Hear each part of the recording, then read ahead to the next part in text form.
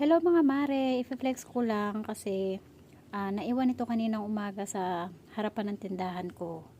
Meron kasi dito na umiikot na mga nag-aalok na mga paninda sa mga tindahan kagaya nito.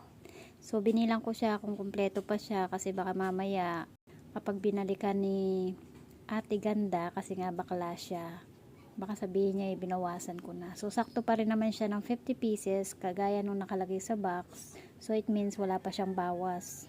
Wala ako nabili sa kanya kasi nga marami pa ako, sabi ko, ng mga ganito. Lahat ng mga inalok niya sa akin is marami pa ako.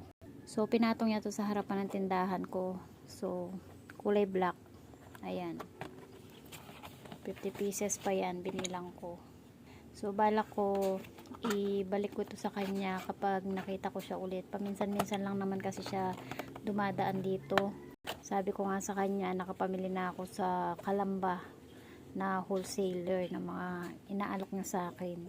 Ang tagal mo kasi kakong dumaan. Last year pa siya, yung huling daan niya dito. Last year pa yun, 2024. Mga November yata yun or October. So dito niya naiwan sa harapan ng aking tindahan. Ayan dito. Kasi pinatong niya habang nag-aayos siya ng ayan dyan o. Pinatong niya kasi dito sa harapan habang inaayos niya yung kanyang mga paninda. So nalimutan niya. Kawawa naman si Ate Ganda. So ibabalik ko ito sa kanya. Itatabi ko lang muna ito. Itatago ko muna. Siguro ito sa loob ng bahay. Kasi baka mamaya mabenta ng mga bata. Marami pa kasi akong stock ko. Kaya wala ako nabili sa kanya kahit ballpen. Ayan o. Itong red hindi naman fast moving talaga. Halos walang bumibili ng red. So kadalasan itim. So bihira lang naman. Hindi naman kasi talaga fast moving sa akin yung mga yan.